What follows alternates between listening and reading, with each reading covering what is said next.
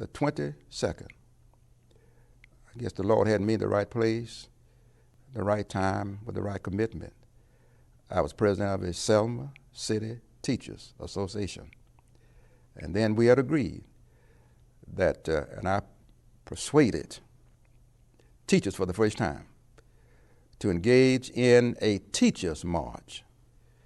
And so we agreed, after they signed their names to a petition, that we were going to march as a teacher group. And so on January 22nd, we met at Clark Elementary School here, which was the school where I attended the first grade through the sixth grade. We met upstairs, and we marched up a file. My partner was my 10th, 11th, and 12th grade science teacher. His name was Mr. A.J. Durgan. He was the incoming president of the Selma City Teachers Association. And we led that march, teachers, for the first time in the United States, coming down the steps of Clark Elementary School, down Lawn Street, down to Alabama Avenue, down to the courthouse. Teachers, for the first time.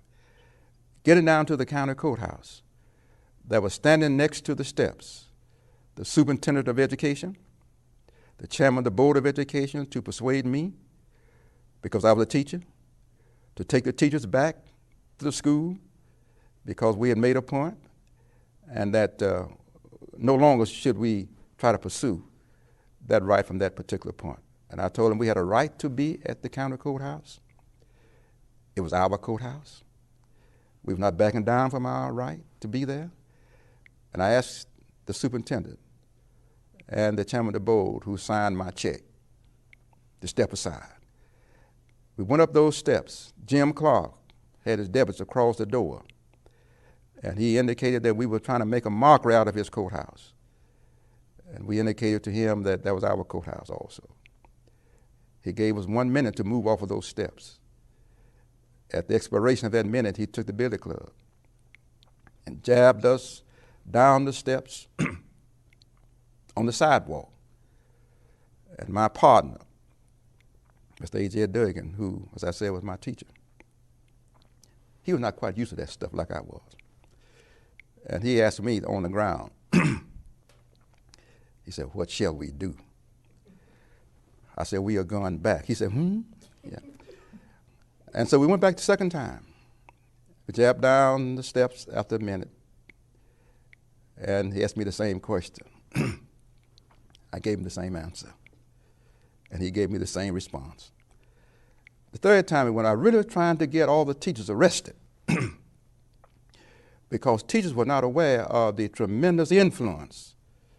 They were the largest black professional group here in Dallas County. And so after going back the third time, he said, "If you don't go up these steps," Jim Clark said, "we're going to arrest you." I said to myself, exactly what I want you to do. And so at about 45 seconds before that minute expired, someone on the inside of the courthouse came and pulled him on the inside of the courthouse door and said, I didn't go in there with him, but I can imagine what they told him. For goodness sake, don't arrest those teachers.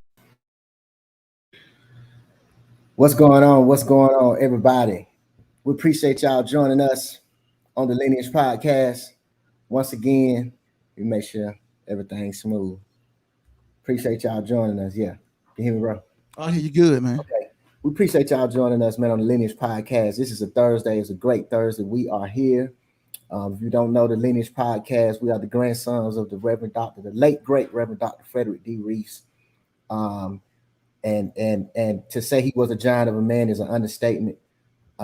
If you are new here, the man that's officially signed the invitation to invite Dr. King to Selma, Alabama. But we'll get into all of that.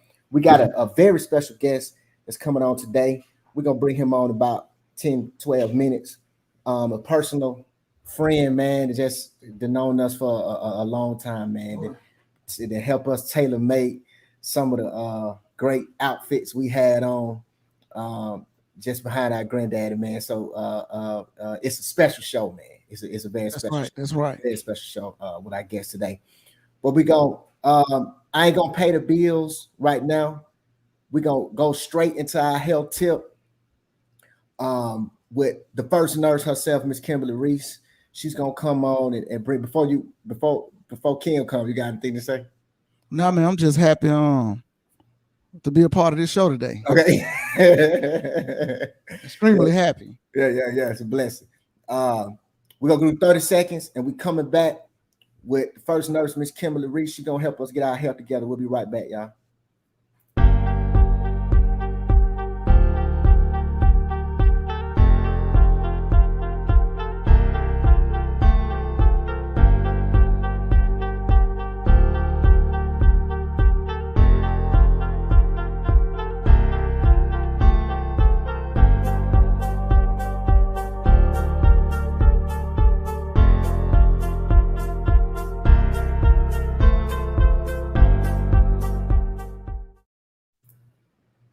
Hello, we are back. We are back. As you can see, we got the first nurse, Miss Kimberly Reese.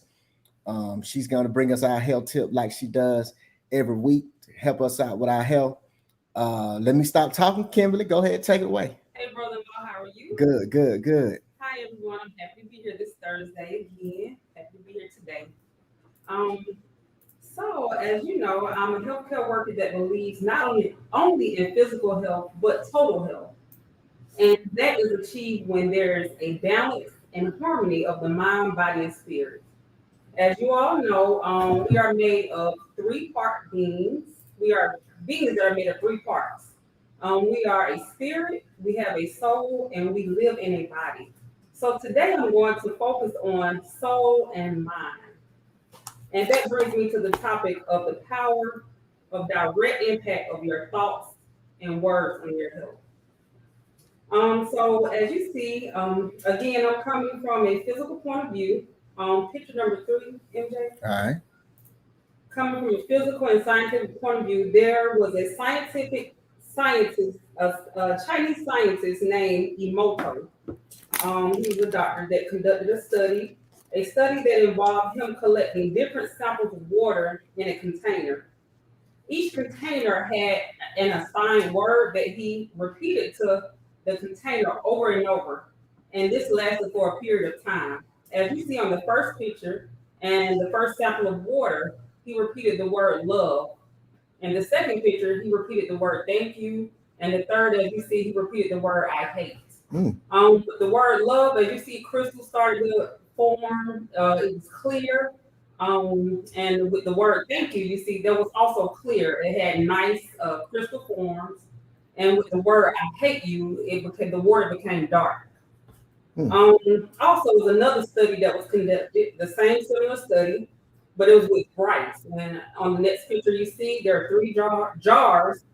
One stated again, the researchers started saying, I love you. The second jar said, I think if I'm not thank you. And then the third, it was I hate you. And as you see, the word, the first word, love, it was white and clear. The rice didn't change. And the second word, thank you, it was more of a brown color. And then the word I hate you, it was dark and mold. The more mold came up. So as you see, words in the physical and scientific research shows that they are very powerful. Also, a neuroscientist named Dr. Andrew Newberg and Robert Wallman stated that thinking about a positive word consistently within the mind stimulates the frontal lobe. And they also stated that a single word has the power to influence the expression of genes that regulate physical and emotional stress. So as you see, the frontal lobe, that's the problem solving, the emotional, the reasoning, the speaking, that motivates the individual. So if you're thinking positive, you're going to be more motivated to go job, to do things, to put things in action. As you know, I'm a believer in the Most High, also known as Joshua, Yahweh, or Jesus. I know just how powerful words are because God created the whole universe with just simply speaking. Speaking from my own experience, sometimes whatever I think, I will eventually speak it, and then it becomes an action. Eventually, it becomes a reality. Coming from a spiritual point of view, the Word of God speaks about thoughts and words. So I have a scripture here, Romans verse 12 and 2. Be transformed, be transformed by the renewing of the mind, of your mind. Mhm. One way that you can renew your mind is counteracting negative thoughts by speaking out loud positive words. For example, if I have a thought of doubt, I counteract that negative thought with my positive words. And one of my favorite scripture is speaking, I can do all things through Christ who strengthens me. Also, I have another scripture that speaks about the power of words. You have Proverbs 18, verse 21.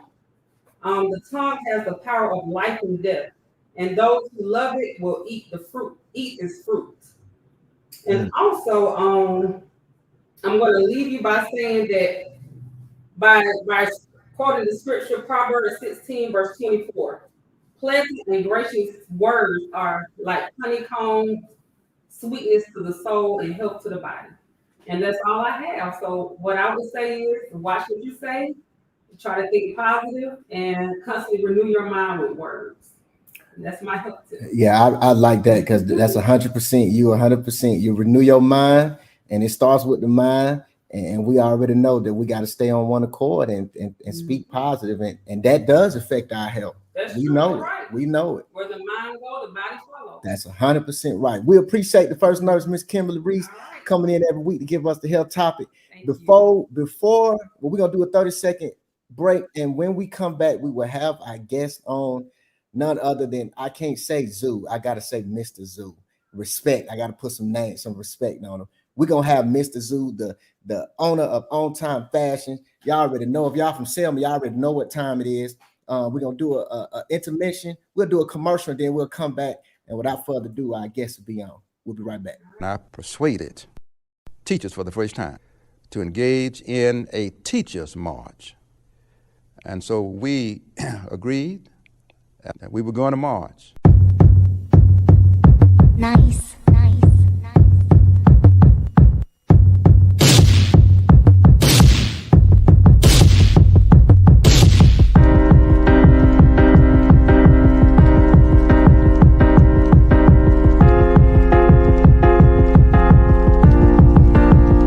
We'll stand strong.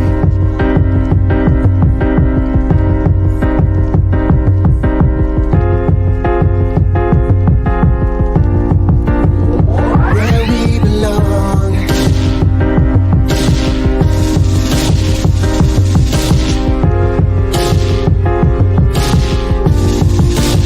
It's not about yourself.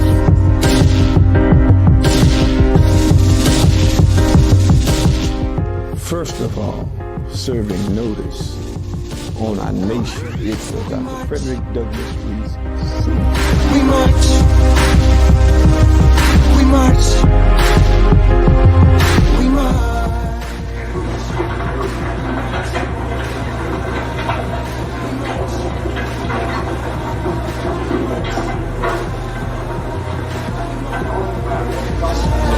Right to march. He said, what shall we do? I said, we are going back. He said,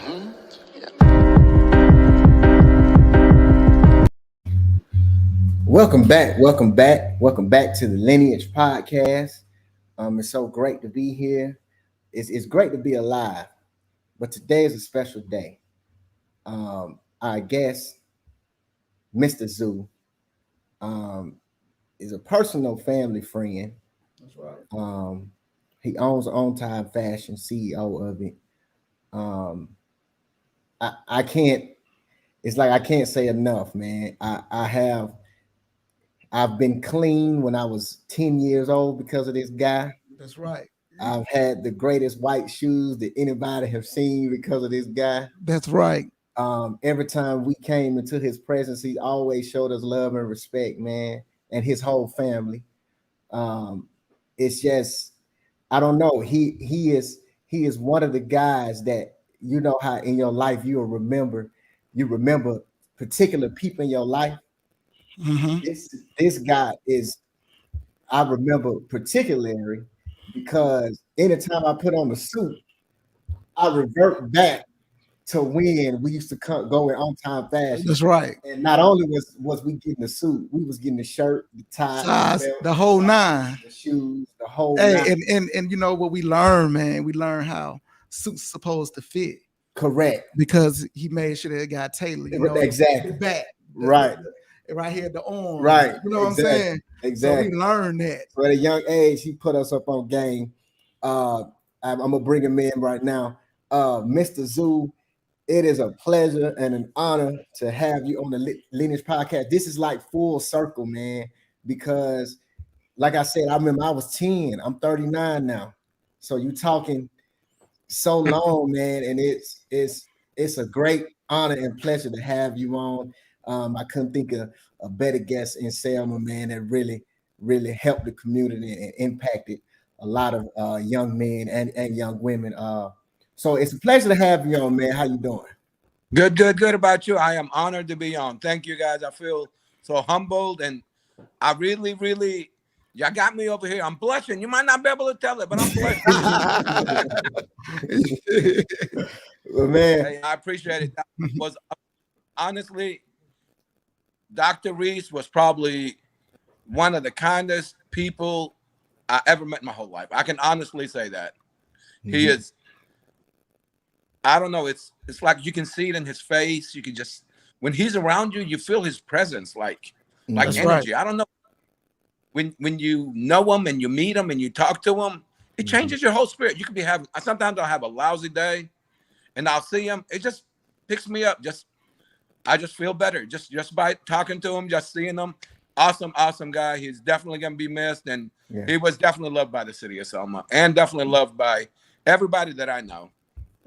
Not only was he great, he was also my sister's principal at Selma High. oh wow. He was my sister's principal. He looked out for her. She got in a little trouble at one time. One of the girls and her was arguing back and forth, but he made sure it all got cleared up. And he was probably one of the nicest guys in Selma I ever met. And I'm just honored to have known him. And of course, his grandkids over here, which I've known since they were little kids also. Right.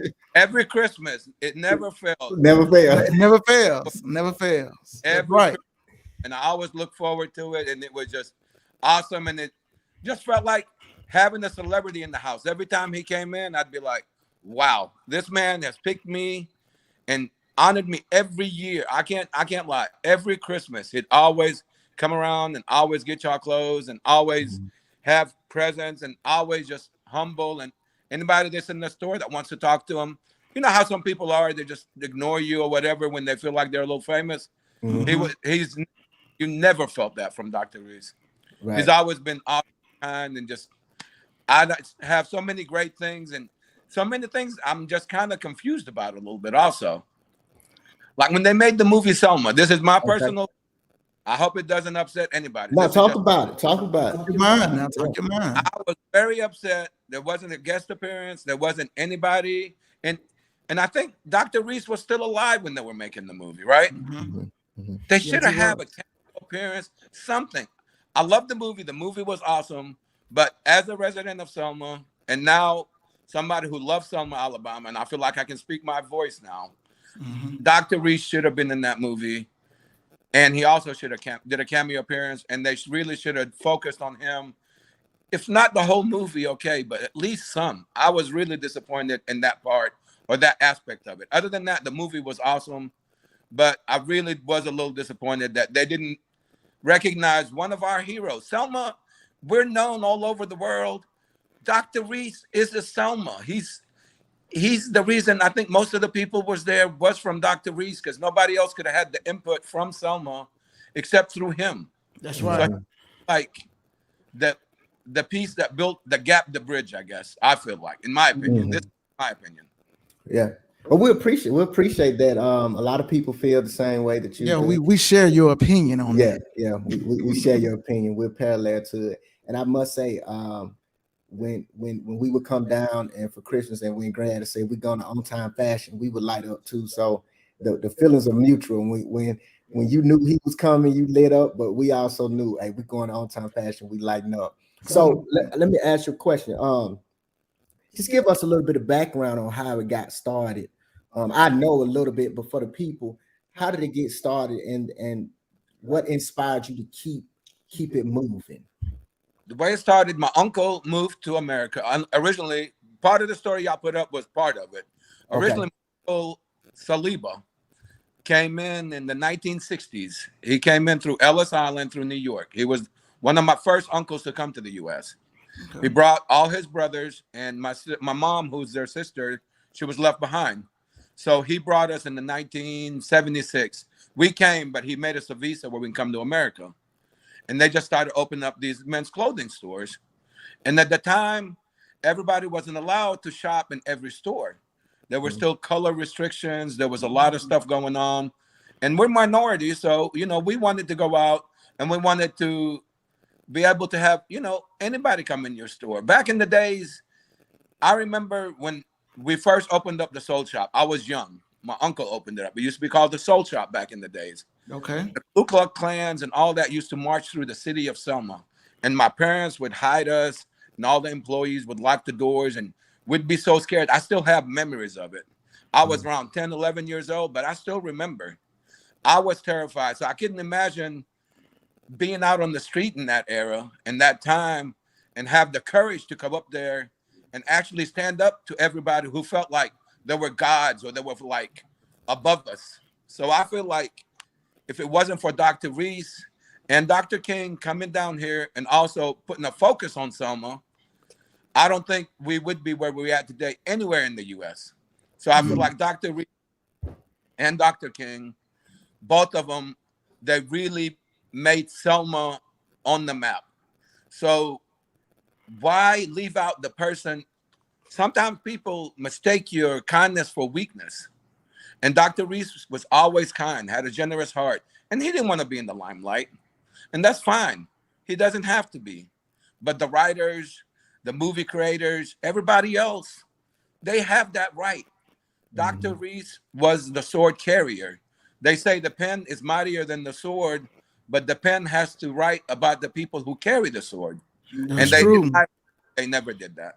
They did not recognize Dr. Reese as much as they should.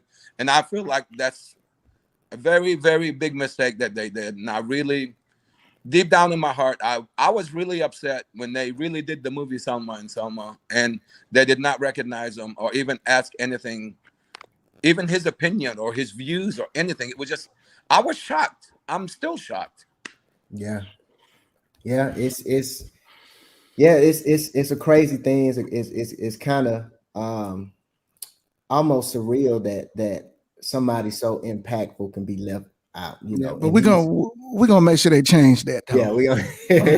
I promise you got anything you need from me to make it happen.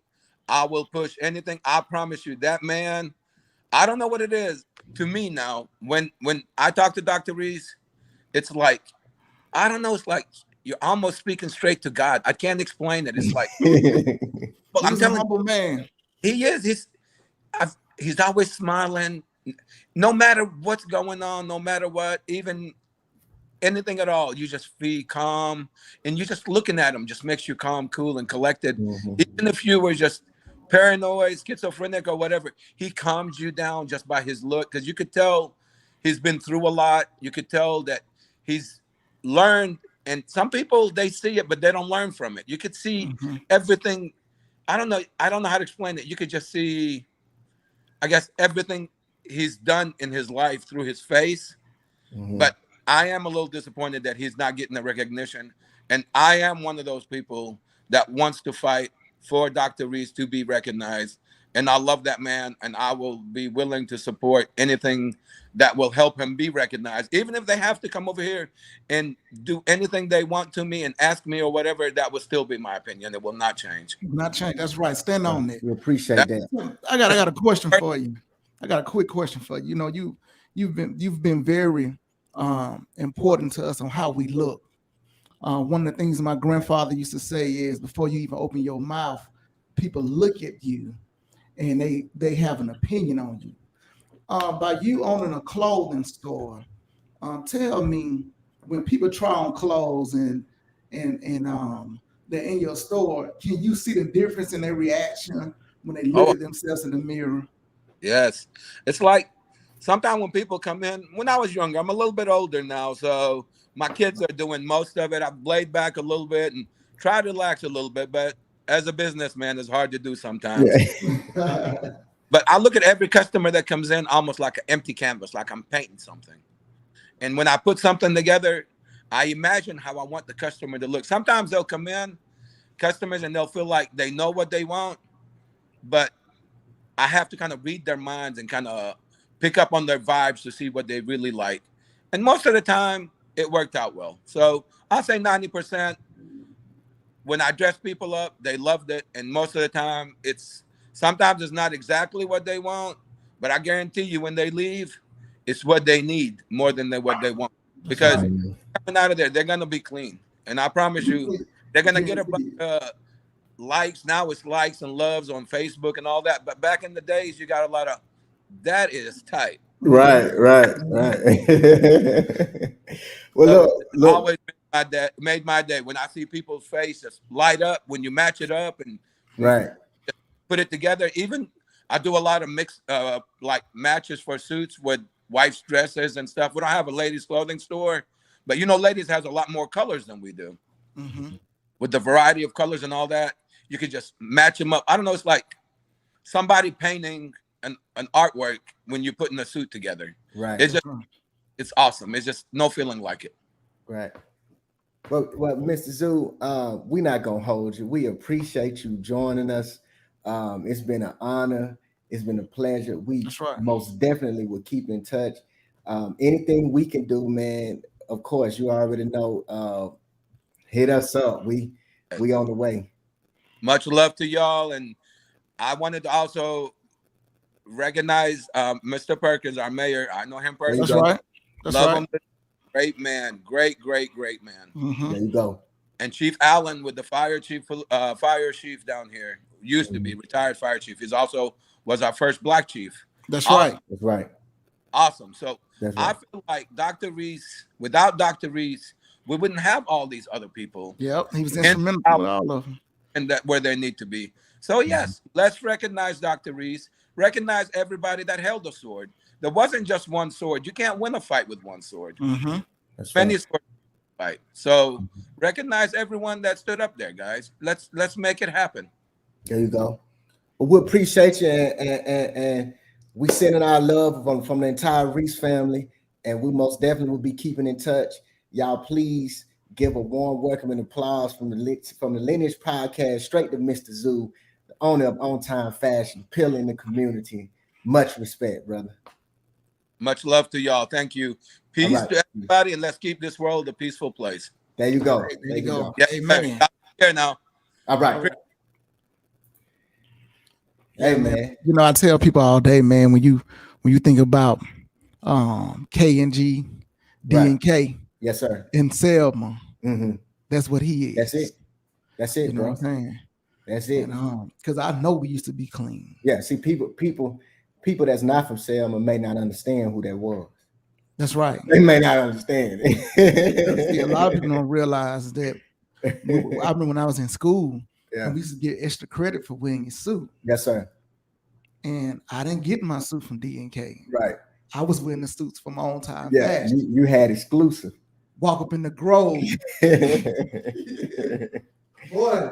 But yeah, and just to keep it above, man, Mr. Zoo has always been, him and his family, man, has always been nice to us, man. That's right. And just, you've never heard any bad things about him from the community, from anybody, bro. That's right. You know what I'm saying? So the heart is pure, man, when you got a reputation that goes that long and you don't have a blemish on it. That's right. And you could tell by the way he speak, man, that it's all love. And he's always done right by the Reese family. Always. Matter of fact, I was in the store 2 weeks ago, and I bought a shirt, some socks, and a tie for the 100th anniversary of Vandalism. And he wasn't there. And the young lady that was there gave me a discount. Yes, you know. You already know. And like I said, man, I'm always appreciative of that. Right. Let's get into our topic. We named it Vandalism, and the reason why we had Mr. Zoo on. Anytime we have a guest, we like to kind of try to tie it into what we're talking about. And one thing we do know is back in the 60s, like Granddaddy said, before you open your mouth, you want them to take you serious. That's and right. One thing about going to on-time fashions and getting laced up from them is you had the best, and they're gonna take you serious when they look at you. That's right. So we want to see. We call it vandalism, the destruction of the Black image. What has happened? Where have we dropped the ball in our image along the way? We can discuss. We can make this a 2-3 part show. It really don't matter. But where did we lose? Where did we drop the ball? With my granddad, I'll say this personally, and I can speak from what I've seen with my own eyes. I saw my granddad out of a shirt and tie 3 times. 3 times in my entire life. Yeah, that's about right. I'm the oldest, so we get down to Fred. Fred might have seen him once. I saw him without a shirt and tie 3 times in my life, and I'm talking about I could go over the house of grandma and granddad's house at 10 o'clock at night, and he's sitting on the bed with his shirt and tie on watching TV. That's right. I'm talking about. I'm talking, and I've heard stories of him cutting grass with a collar shirt on with a tie. Yeah, the first time I saw Granddaddy without a suit on, remember when they did the Parkway after him? Yeah, and they had something at Block Park for him. I remember that. That's the first time I saw Granddaddy with that shirt and tie. And did you see the reaction? Yeah, everybody was taking pictures with him. They were more at awe that Reverend Reese didn't have on a shirt and tie. That was the viral moment. Not the name of the park. Not the name of the park. The viral moment was Dr. Reese don't have a shirt and tie. On. Yeah. So we want to kind of, bring it home and say, where do we kind of drop the ball? Now I have a few pictures. And I'll start with the ladies. How we dressed and carried ourselves in our previous generations to now, and we can discuss how do you think that it has affected us. Now I know a lot of people through face value will say, oh, it's just clothes, or it's just cloth. It doesn't really have a effect or a stain on your image. And I beg to differ. Because it's kind of like this. Before I show the pictures, if you see a female and she looks good, doesn't that make you want to talk to her? That's right. Especially if she dressed right. Now, put her in some shorts that's too short and with cleavage all over the place. Aren't you gonna take her? You're gonna take her a little bit different, right? That's right. The seriousness you're gonna take her is gonna be different. Just by her dress, same woman, different image, different attire. You're gonna put her in 2 different categories. So let's go into this. Now, if you look in the these are how the women dressed in the 50s. These are a picture of the 50s. Now, mind you, I just went on Google and I just searched Black women in the 1950s, and I took the first or second picture. I promise you. Okay. I promise you, this is real. This is the 60s. Y'all know this Diana Ross in the Supremes. These is the 70s. You can see as the hairstyle changes. This is the 80s. We know who this is. This is Miss Whitney Houston. This is the 90s. That's Miss Nia Long. Now, if you look at the 2000s, we went here. This one, the jersey dresses was the 2000s. And now you look at the 2010s. That's where we went there. And then this was one of the viral moments here we talking about. Now the woman wearing the bonnets. Now I like this picture. This was more artistic, but you see where I'm going here as far as the image. Now I'm not just gonna do the women because we're gonna dive into. That's right. Let's get into men. That's right. Fellas. These are the fellas in the 1950s. Okay, fellas in the 60s. Here go the fellas in the 70s. We know fellas in the 80s. We know who that is. Run DMC. This is what happened in the 90s. Okay. The 2000s is right here. 2010s here. And then we look at right now with the man purse. But that's more of a pouch, but I saw some with the man purse, but it wouldn't load. Now I actually y'all went light. I didn't go. I wish it would have went a little heavier. I didn't go too heavy. I actually went light for viewer's sake because I know Grandma watched. So you know. Okay, I don't think she would have mind. Yeah, Grandma. Shout out to Grandma, Miss Aline. She watches us every week. I promise she watches us every weekend. She calls us after every show. Calls us after every show, man. Grandma is 91 years old. She'll be 92 February. It's a blessing to have her still here and to call us after every show. So shout out to Miss Aline C. Reese. I think she can relate to this topic too. What do you think we dropped? Well, let me ask you this. Do you think image plays a major part? Because I was gonna go deeper, bro. I was even gonna go musicians, and I looked at some pictures. I just want before you say something, just think about this.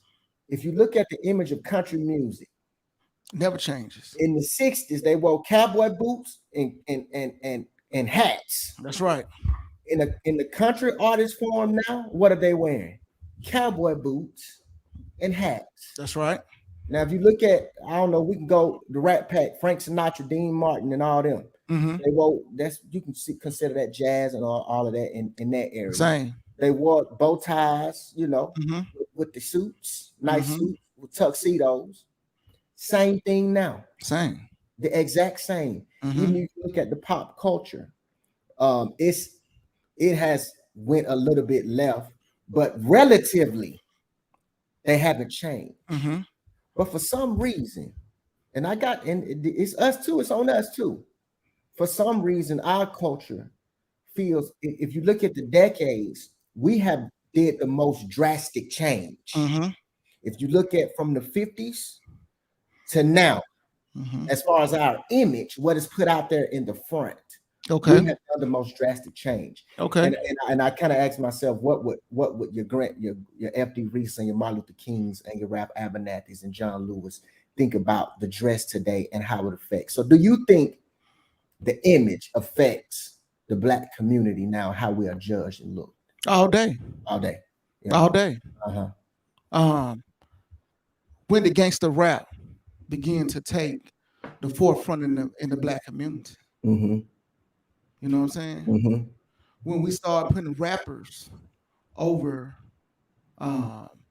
corporate America Black men, working class Black men, when that image started being at the forefront, because rappers have and I'm not saying their mentality is always wrong. Right. But they have a rebellious mentality. I do what I want to do. I say what I want to say. Right. I wear what I want to wear and how I want to wear. Right. Right. So at the same time, when you have that mindset at the forefront in the leading visual of the Black community, that's what you get. And now, and you're 100% right. And I want to say it goes a little deeper than that, because now let's think about recently. In our group chat with me, you, Trish, on, I forgot who sent that. I think Trish did. They showed Hillary Clinton. I was just thinking on that.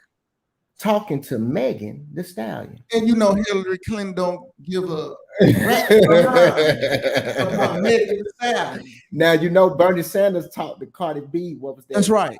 A few years ago. That's right. So what has changed to now, instead of them talking to Coretta Scotts and Miss Juanita Abernathy and Miss Maya Angelou?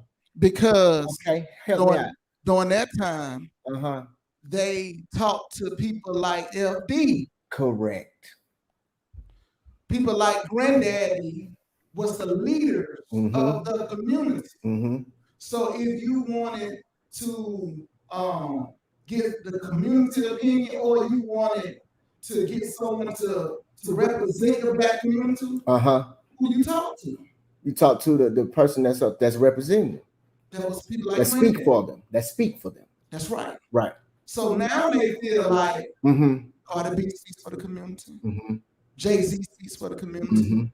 Nicki Minaj speaks for the community. So now we have to put those people at the table. So now the Black community is looking at, what does the table look like? Correct. So I want to look like the people at the table. And I think that is parallel to why it is our image has a lot to do with it. Because if the image of the Black community wasn't as of such, they wouldn't go to these demographics of people thinking that they speak for the Black community. So where we dropping the ball at? Well, this is what we're dropping the ball. And I don't care how people feel about this. I really don't. This is what we're dropping the ball.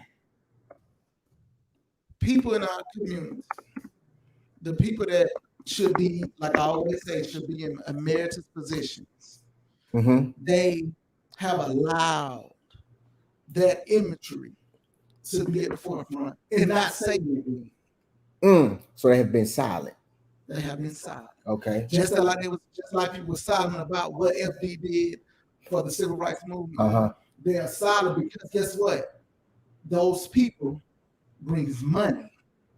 You look at all the rap artists. I agree with Tank.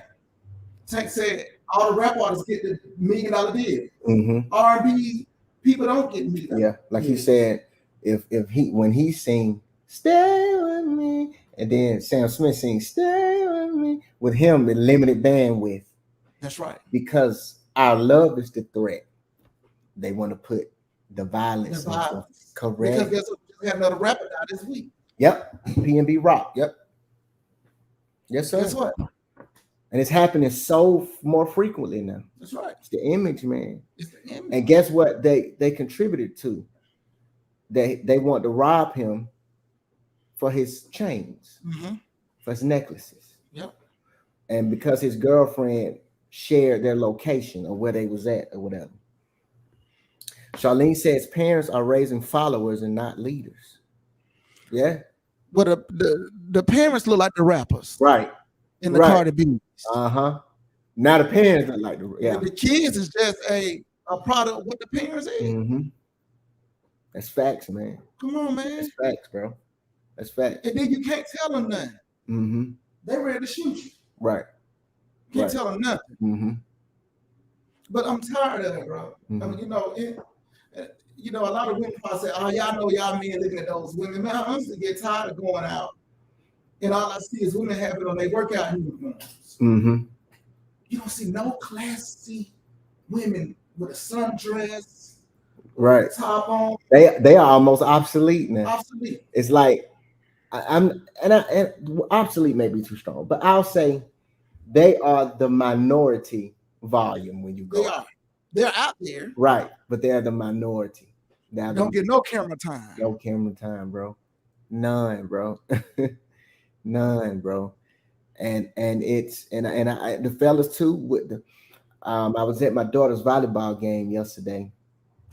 Shout out to the MLK Lions. They did a great job last night. But I was there and I saw a young man with his pants on, and I can tell every color of his underwear. Wow. He didn't have a belt. He had on skinny jeans. You know they wear the skinny jeans, so they skinny at the bottom. Then at the top, they're a little loose. But then they don't have no belt on. So you see his underwear. I saw his underwear. He wasn't bending down. He was just walking. Wow. I told my daughter, don't you ever bring nobody like that home. Oh, he got a hard time. You gotta coach him and tell him, look, before you go in their house, before you meet my dad, you better put a belt on. You better, some yes sirs go a long way. And it's not that I want somebody to fool me, but it's about respect. That's right. Face value, respect. That's right. You're right. Nowadays it's not like that. And the image has a lot to do with it. And it's and if you say you don't see it, you're blind. You're blind. Yeah. Because at first, back in the day, man, it was more fashion statements. Now it is embedded in our culture so much, it has almost become a way of life. Yeah, because the gangster rap is the culture. Right. That's the culture, bro. That's the culture. Jeff said, I hate skinny jeans. Yeah. Gangster rap is the culture now. And y'all allowed to happen. We allowed to happen. We did. Real you know, talk. the sagging the pants started, you know, that's from jail. MJ, gangster rap, this whole imagery of the black community is designed by the White Institute government of America. Mm-hmm. And I know people saying, well, Alan, why you say that? Well, I'm gonna tell you why I say it. Mm-hmm. Because as gangster rap began to rise, first they put the drugs in our community. Mm-hmm. Democrats and Republicans. Correct. You know what I'm saying? So as they put the drugs in our community, then you got the gangster rap, and then they begin to build prisons, private prisons, mm-hmm. for the money. Mm-hmm. So now it was working. Man, come on, man. You look at what America used to spend on law enforcement back in the 40s, 50s, and 60s, when racial relations were high. Right. It's not close. It's not even to close. What they spending now. It's not close, bro. It's not even close, man. It's not close. It's done by design. Mm-hmm. They put the drugs out. Man, look, you look at all the documentaries, Rayful Evans, you look at Ricky Rose, they'll tell you, man, they were talking to the White House. Mm-hmm. Right. So, but then you told kids take a bite of the crime, say no. Mm-hmm. But then you allow gangster rap to rise. Mm-hmm. It's a game, right, that they orchestrated, and mm-hmm. we beat it. Yeah. We beat that thing. Mm-hmm. They said, oh man, it's big business. Right. You know, we can't keep promoting the OJs and the Temptations, right, and New Edition and right. all that. Man, we got to promote Snoop. Right. Tupac. Right. The Migos. Right. Every look, baby, look, Z, look, every look. Throw them out there. Throw them out there. And keep letting them rap about the streets. It's right. Cats that were raised by us. Where we grew up. Mm-hmm. And swear they from the street. Swear they from the street. When you come from a middle class, working class black family, mm-hmm. but you swear you from the streets because you feel like that's what's gonna get you the money. Right. Right. But so gangster rap, come on, man. Look.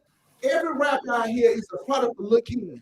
Is a product of Lil Kim and Foxy Brown. All the women, yeah. You have no Queen Latifahs mm-hmm.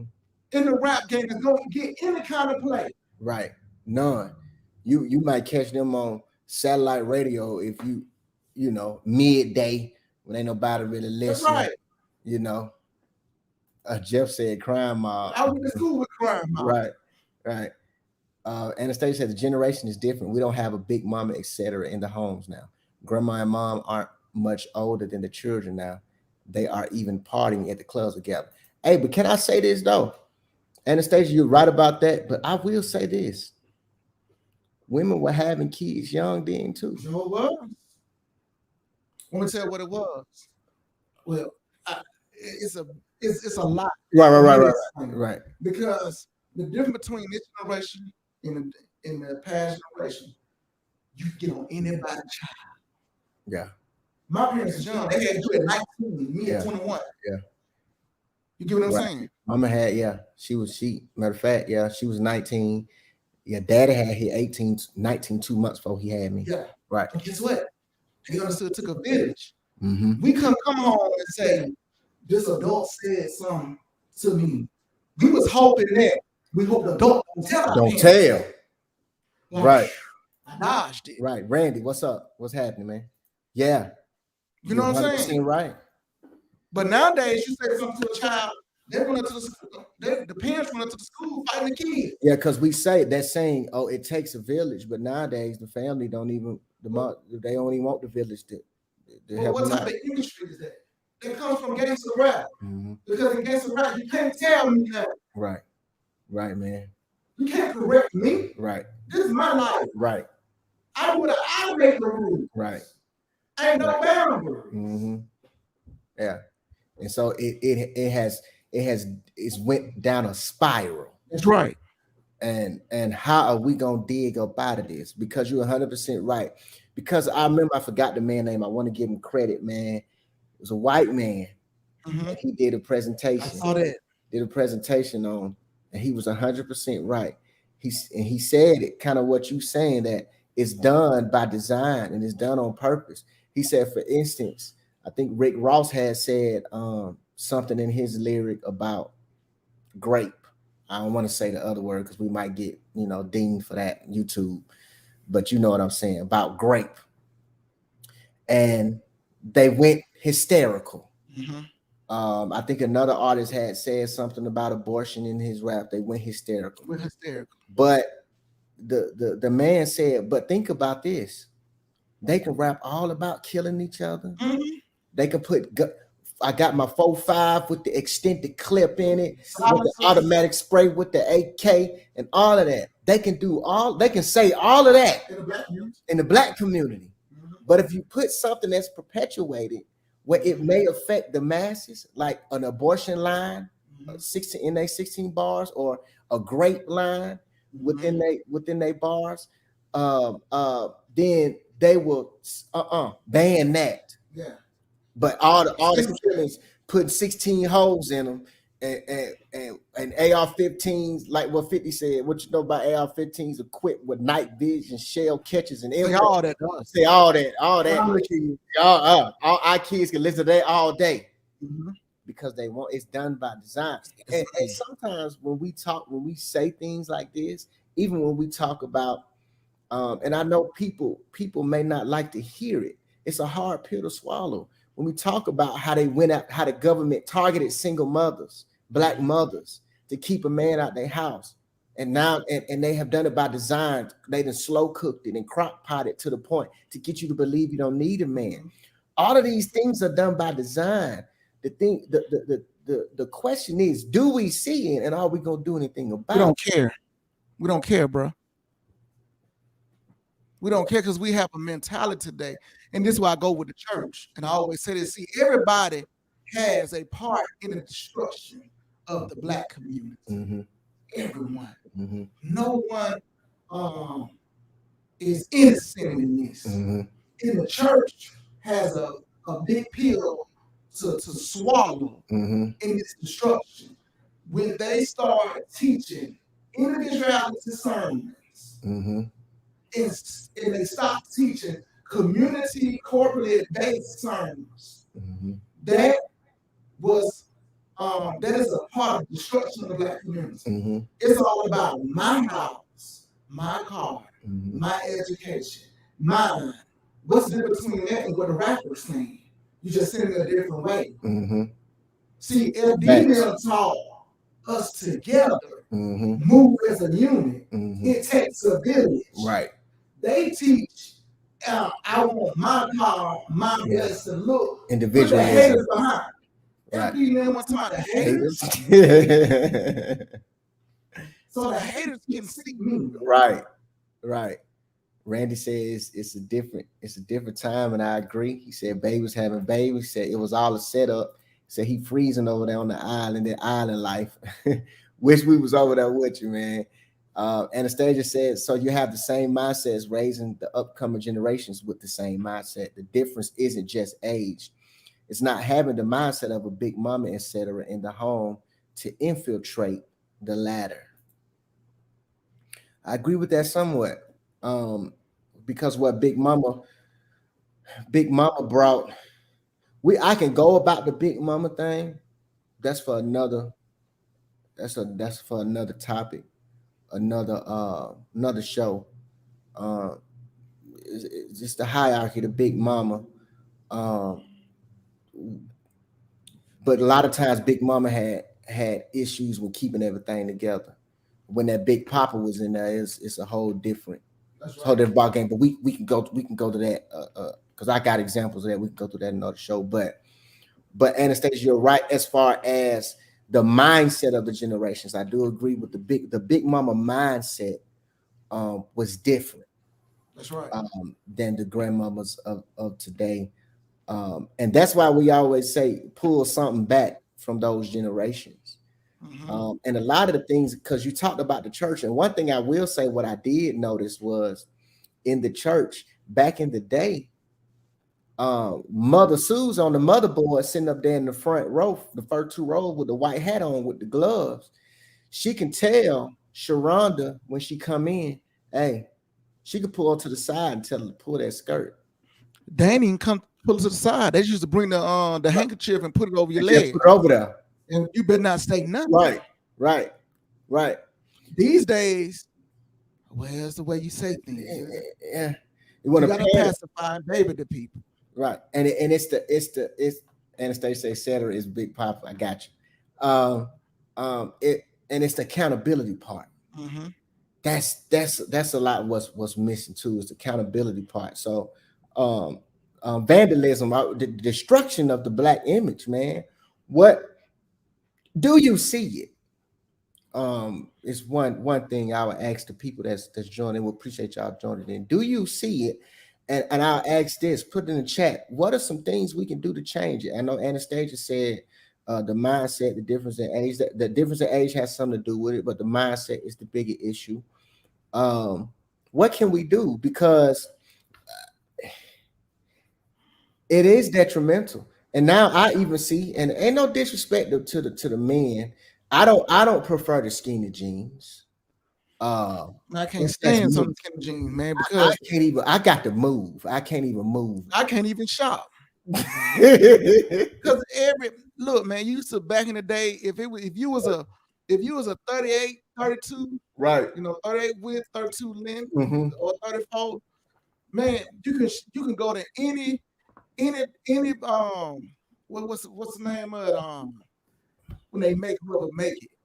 Any tailor, any because I always tell my wife, man, it's the people who make it, it's cut differently, so yeah, you any can type get of brand, any type of brand, right?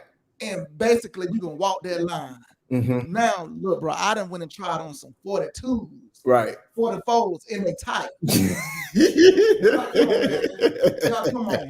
Come on, man. You know what I'm saying? I'm like, come on. You can't even shop. You can't shop. You gotta stick with what you know now. Randy said we are just a culture that has been lost and buried so deep, and we as a culture just fail. And he said 34 by 32 is the best size. I think I'm around there, Randy. But yeah, 100% right, man. We getting lost, and our image is a part of it. Because what we like to do is talk about the different categories that we need help in. Yes, we talked about the relationship part, but let's talk about the image, even though that coincides with the social part of the relationship. But the image has to be. Now, I will say it's a two different thing.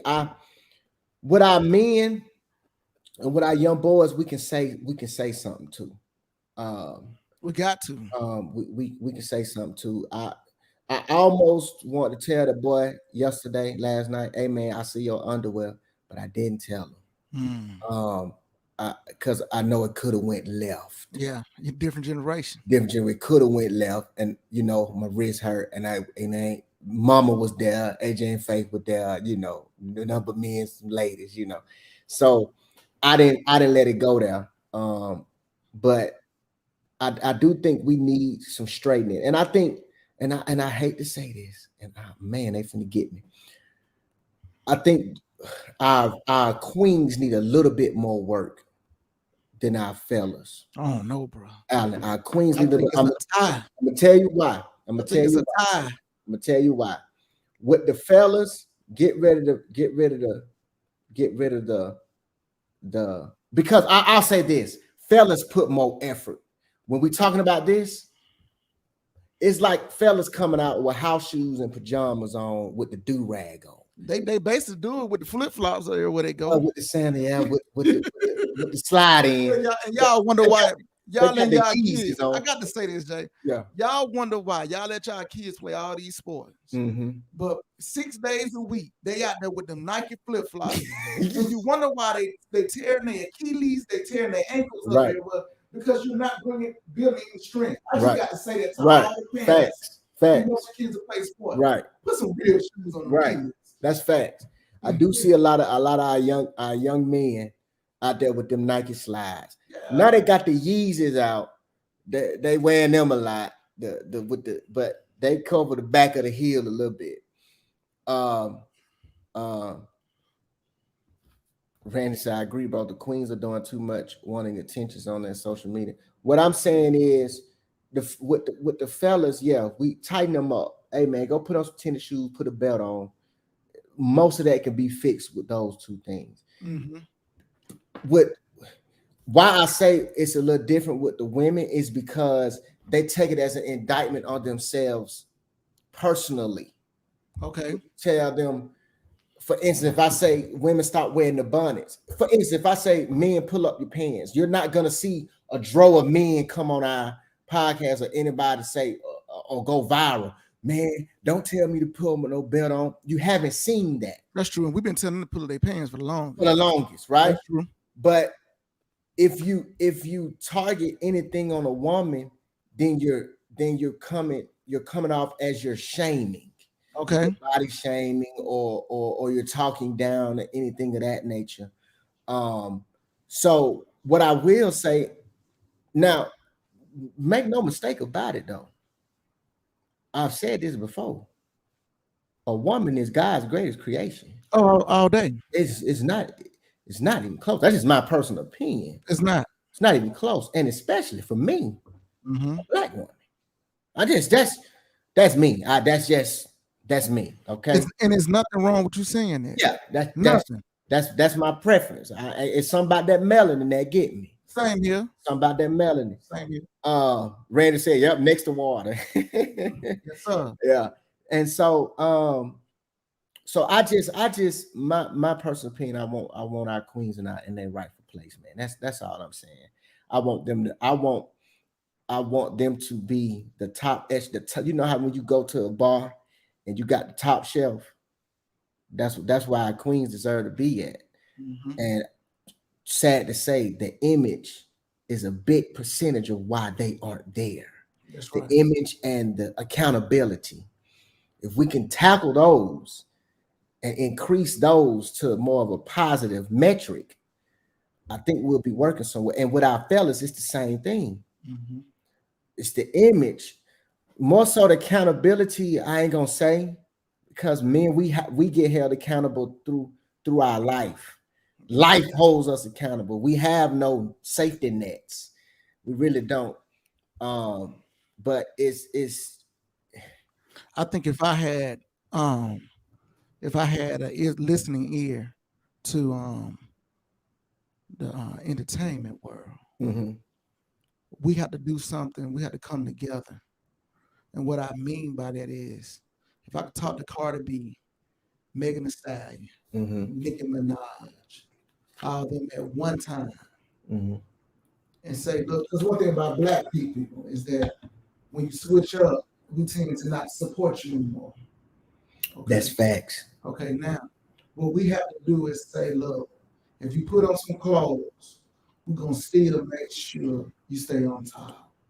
Because let's be honest, black folks don't run the music industry. No. Okay. It's the Jews and the Caucasian brothers up there with the ties on. They control it to put it out. So we understand that. So Right. They don't have our best interest at heart. Correct. But if we can get together to make them not switch up to try to change the industry. Right. If we say, look, we're gonna make sure we still get terms, we're not gonna let them influence us. I think we can start there. I think that'll carry some type of weight. It will. But I agree with that. But it takes us to come together more as a unit. It's something that we haven't done since the civil rights. Yeah, man. It takes us to. Yeah, you're right, man. It takes us to come together as a unit. It takes us to come together as a unit because let's be honest, music. The reason why I love music, so music is one of the only things that can control your emotions. You know, it started with God. I mean, they didn't know that's what we had. They knew this right here. If we can infiltrate the music of black people, that's how we communicate. Right. They knew music lighting up dark days. for us. Right. The way we sing, Facts. the passion. Mm-hmm. That's why they try to take that Mm-hmm. and try to grab that. Right. You know what I'm saying? Right. So they knew that if we could infiltrate that, we got it. Right. Right. You know what I'm saying? Right. It's not gonna knock on education and all Right. that, but don't nobody do music like that. Right. You see, they steal it. And let me say something else. Don't nobody do music like American black folks. Facts. Because if you look at music today, the Caribbean music, some of the other, you have the island music, Mm-hmm. they're sprinkling in the R&B. Yeah, they will. And that's how it's becoming hits over here. Right. Facts. Because our music was our power. Mm-hmm. It's our power. Yeah. You know what I'm saying? Like I said, as long as we had the Temptations, OJs, all them on top, then we loved each other.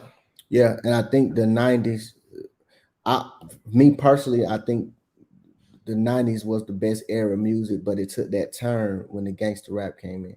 Because in the 90s, you had top, because think about it, you had that top R&B, because that's what those boy bands was really like. You had the Drew Hills and the Jodeci's, and you had that, and then you had the females, the Destiny Childs, and you had the Deborah Coxes and Tamias.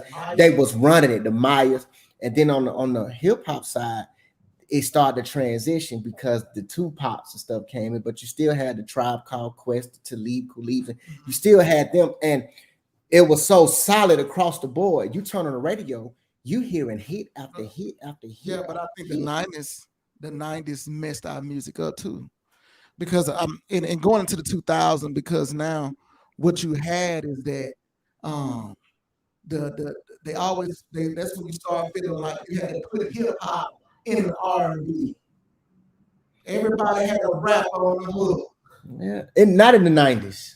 In the late 90s, 2000s. If you go 2000, yeah, but in the 90s, I gotta say, I think the best time in music. I'm sorry, bro. I got to go from the late 60s to the early 80s. It's the best R&B. No, the best R&B. No. Make no mistake about it now. Hear what I'm saying. Make no mistake about it. There was nothing like the 60s, 70s, and 80s of R&B. But what I'm saying is, go ahead. As long as we control that music, the R&B, we control the imagery of our community. Because it was lopsided. That's what I'm saying. It was because R&B was the popular music. Now rap is the popular. No. Gangster rap. Okay, but gangster rap is the worst thing. and I say this firm, bro. It's the worst. Yeah. It's one of the worst things. I'm not gonna say the worst. Yeah. But one of the I might put it number one. I'm gonna put that happened to the black community. I'm gonna put number one. Gangster rap. I'm putting number one. And what I'm saying, gangster rap, when R&B in the 90s was at its apex, when you turned on the radio, you heard Boys and Men, Drew Hill, you heard them top.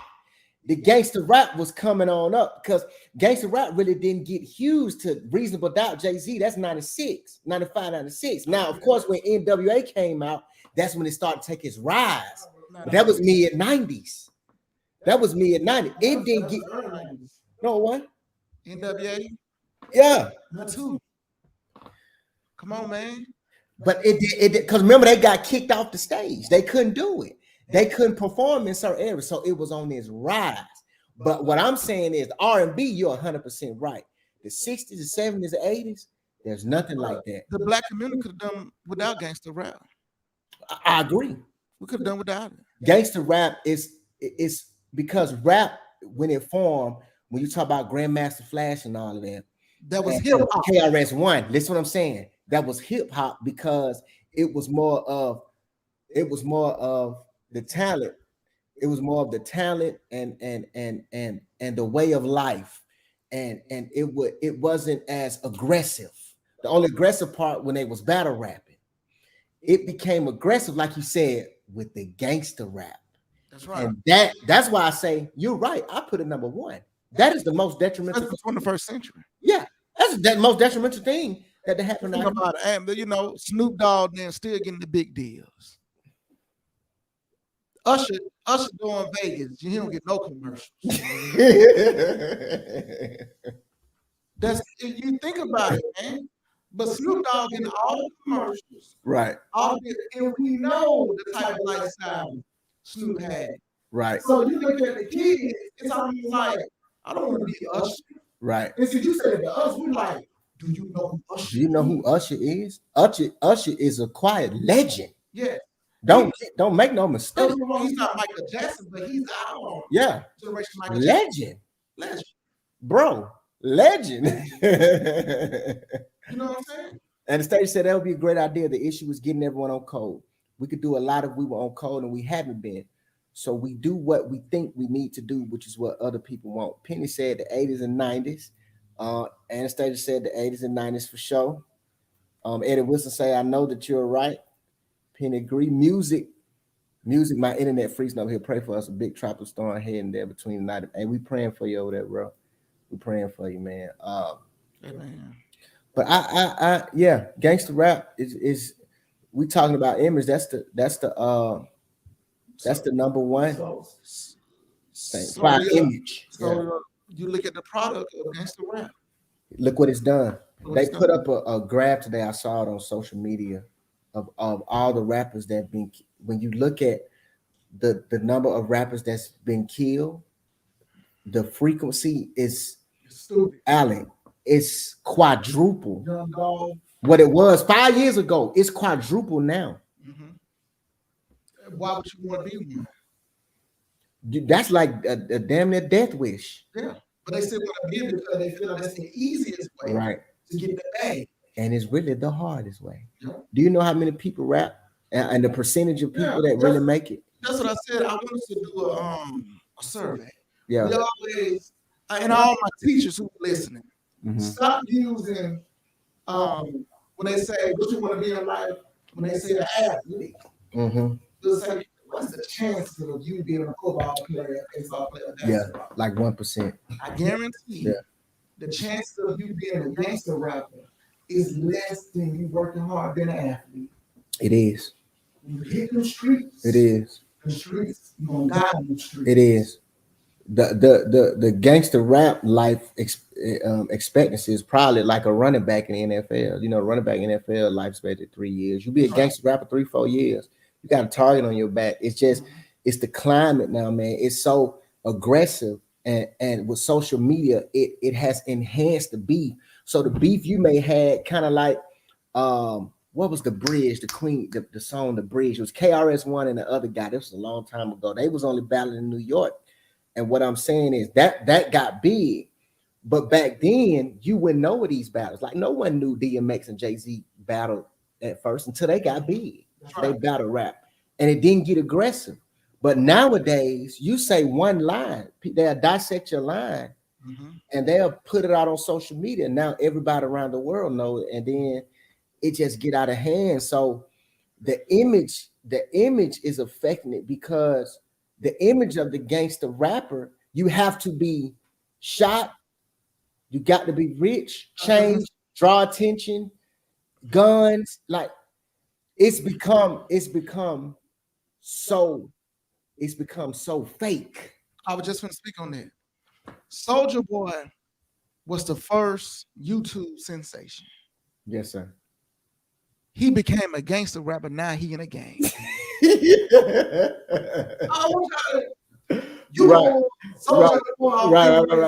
Right. Watch me dance and watch me. Yeah. Superman. Right. Watching you. That dude. That dude. Yeah. He's in the game. Right. Chris Brown. R&B singer. In the game.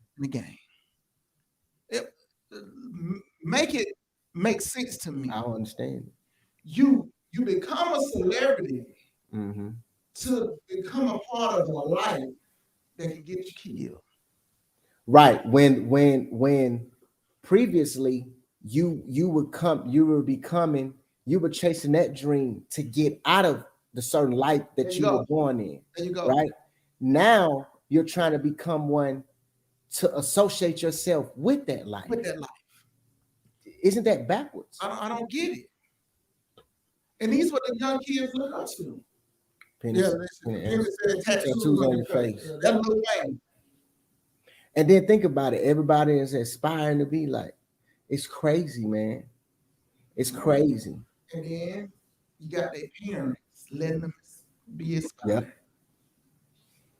And you wonder why we in sharing. Right.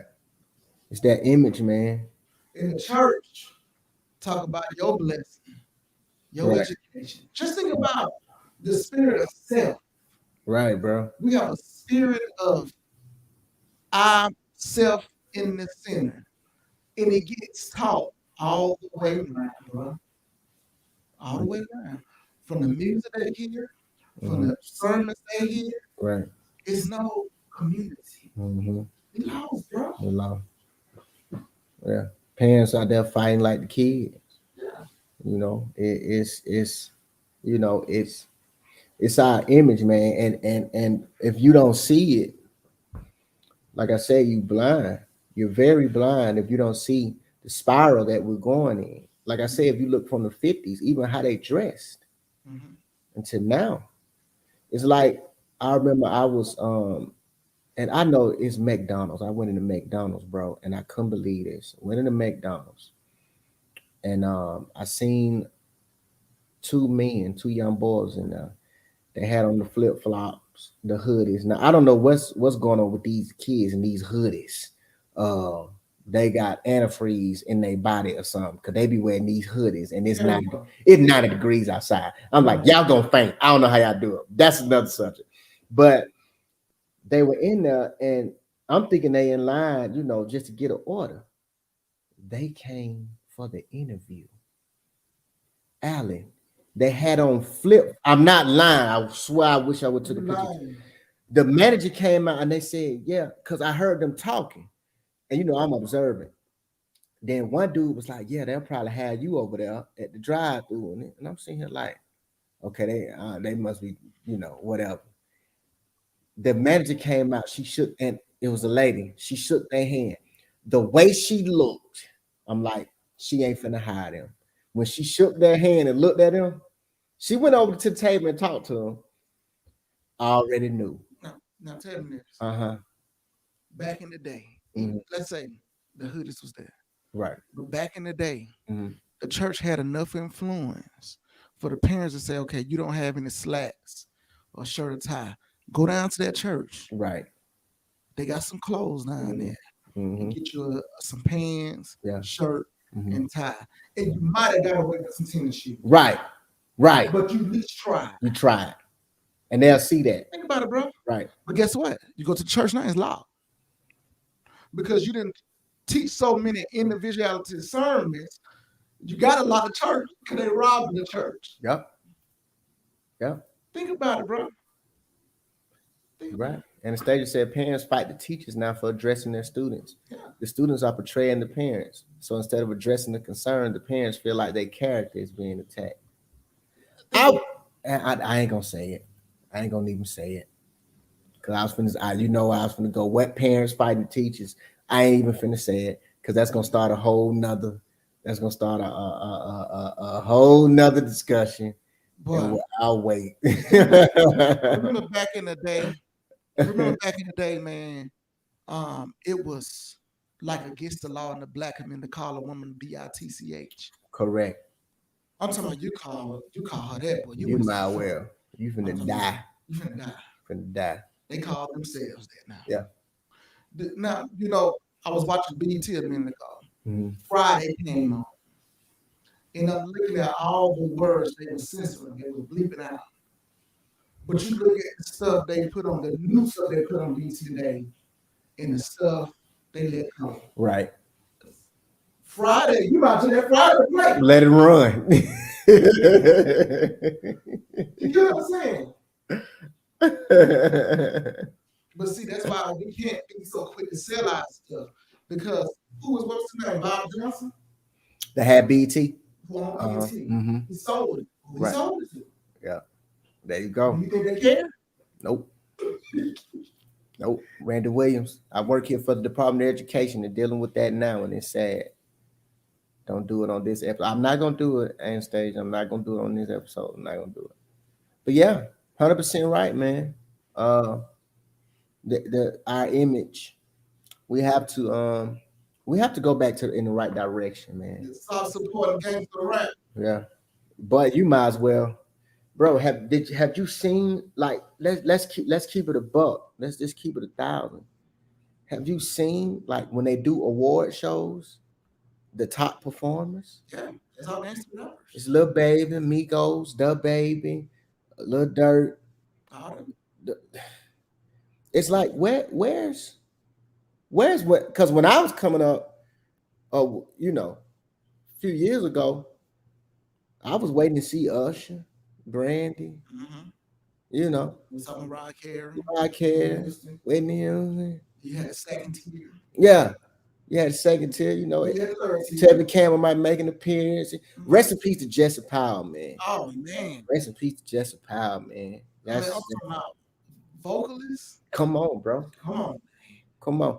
I said that he deserved to be in the conversation with Kenny Lattimore, but he don't get his flowers, man. Because at every wedding, at majority of, especially black weddings, you're gonna hear Jesse Powell. Matter of fact, you was the first song I ever played at a wedding. And our song, that's right. Yeah. That was the first, yeah. And that thing hit. It's a nice. If you can't sing you ain't talking about that. No, don't even try to sing at a wedding. You can't sing that, you ain't talking about that. But yeah, we got to get back to the right. You know what we should do, man? We should do like a music show. Like talk about like top artists of what we think and have. Huh? I ain't talking about that music. I play. I'm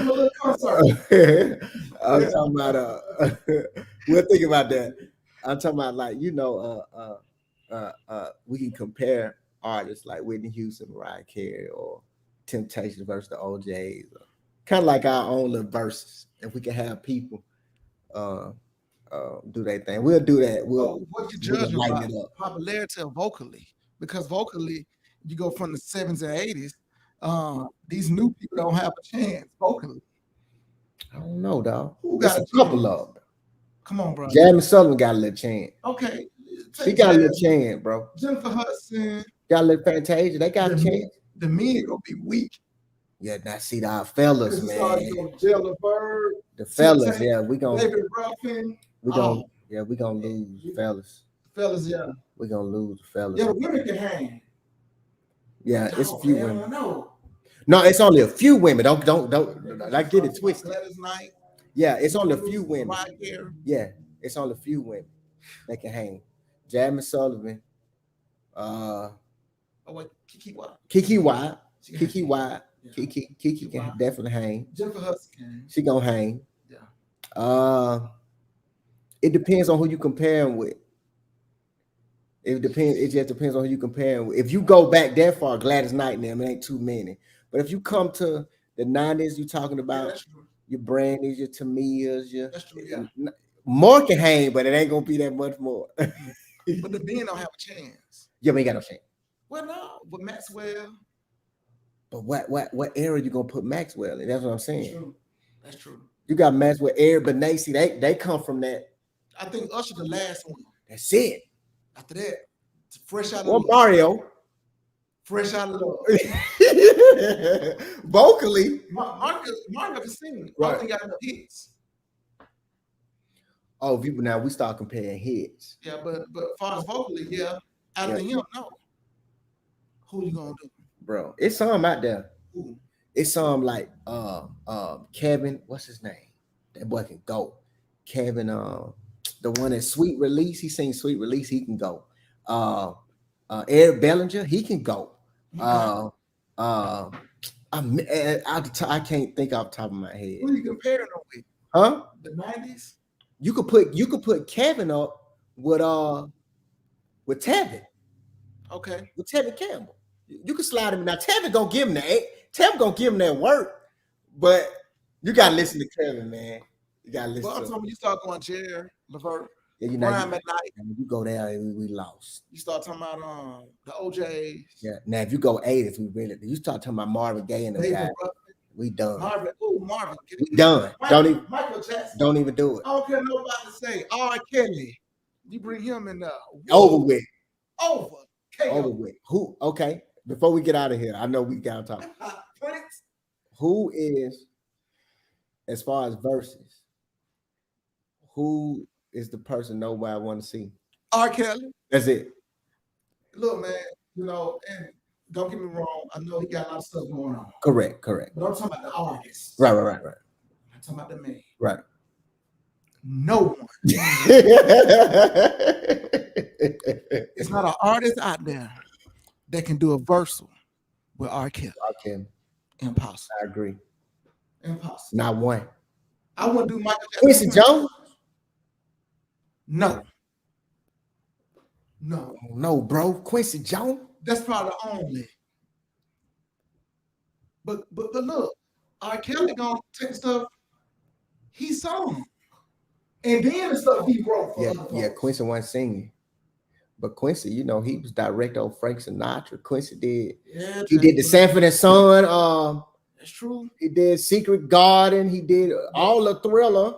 That's true. What we talking, bro? Did he do Off the Wall? Some of it. He ain't do none of bad. I think after Off the Wall, he started working with Mike. He do none of bad. That's when what's the Teddy Riley. Yeah, remember the time and all that started coming in. But Quincy Jones, man, that's the GOAT. Yeah, Quincy Jones. But R. Kelly still might lead because R. Kelly got too many. That's it, man. Yeah, he got too many. R. Kelly, man, no one. They might just let R. Kelly just say verses. Yeah. Kells against R. Kelly. Yeah, Kells against Kelly. Yeah, that's it. That's it. I know we got to talk, but we appreciate y'all joining us. We appreciate our guest, Mr. Zoo. Mr. Randall, we praying for you, man. Yeah, Mr. Randall, hey, we praying for you and your family, man. Please. In the name of Yahweh Shai, I ask that Lord right now, I ask that you keep them safe. Yes, sir. Keep your shield of protection around them right now. That's right. We believe that right now as we speak in his son's Yahweh Shai name. Amen. Yeah, amen. Yeah. Yeah, he gonna be good. He gonna be back next week. We gonna be back right on here next week. Go look, we gonna be in Selma Saturday. We have a tour. My favorite. Yeah, we have a tour. Then we got 5 or 6 people. It's growing, man. It's growing, yeah. And you know the prices ain't shit. And the price is going up, and they still booking. So we gonna that's nothing but a blessing. I wouldn't want to be in any other position than the position I'm in. That's right. We're gonna keep working. Yeah. It's fun. The journey is fun. Yeah. You know, people, man, continue to thrive, man, and do it at night. Believe me, the night in your life is needed. Stop running from it. Yeah. Stop giving up in the night because it builds character. Yes, sir. And when day break, ooh, buddy. Lord. Hey. Ain't nothing like when the day break. Cause one day y'all gonna say, you know, them brothers up there, they previewing the FD Reese movie. We don't know what it's gonna be called. But they said they got a preview. They gave me a couple tickets to come on down there and come on in there. I remember when they was doing their podcast and they were telling us about their grandfather. And look at him now. And his story is out there. I got one more thing to say. Go ahead, bro. You see, they doing a movie on Whitney Houston. Now I got to say this, and I don't care who don't like this. I'm tired of these folks going across the water and looking over our Black American people and casting these roles of our great American icons. They need to stop it right now. You're going to be a Black American when you play at the Reese. We're not going to we ain't going to come. No. We're not going across the water. I'm tired of it. Because I noticed that when they do get those roles, and then when people remember them for those roles, then they want to say, I want to be known for just a Black icon character. But we hold those people dear to us. Right. Facts. Facts. Martin Luther King, Facts. Rosa Parks. Right. Right. See, I'm glad they used Jennifer Hudson for the Queen. Oh yeah. For Rita Franklin. Franklin. And Rita Franklin already told him, this person. Yes, she said I don't want nobody to play. She already knew it. You know that mess with Rita. Across the water, man. Yeah. Stop that mess. And you hear the before we go, you hear the backlash that the girl is getting, the black girl for playing Little Mermaid. Y'all see them racist Christians? Man, come on, dog. Come on, bro. You see them? Come on, man. They do it in the name of God. Right. And the little Ariel is a fictitious character. Fictitious character. Like, come on, bro. And then somebody gonna post a Little Mermaid with black, and then gonna say, what if Martin Luther King was? Was playing who they had playing him? They had what you call it, man? I just seen it too. Not Danny Glover. God, it was Mel Gibson. Mel Gibson. I'll get Mel, man. So come on, man. Go slap Mel. But come on, bro. These Christians. Right. See this in here. I know people go hate for this, but I gotta say, this is why I tell my wife, I be done with TBN. I watch the racist white folks on TBN. How they did Kurt Franklin. When Kurt Franklin was talking about George Floyd, they erased the clip. Now, they let John Hayden get on there and talk all that Republican, Confederate, conservative mess. But what if a black teacher preacher was talking about slavery and how black people are the original Hebrews and all that? Man, they cut it. They cut it. Shut it down. But we supposed to be serving the same God. Right. Come on, bro. That's racism. Come on. It's crazy. I know we went off, but y'all know how we do. We'll be back next week. We appreciate y'all joining us. Buy the book the tour. We still getting history on the pair. My brother Alan was on the email again today with them folks, man, on history on the pair.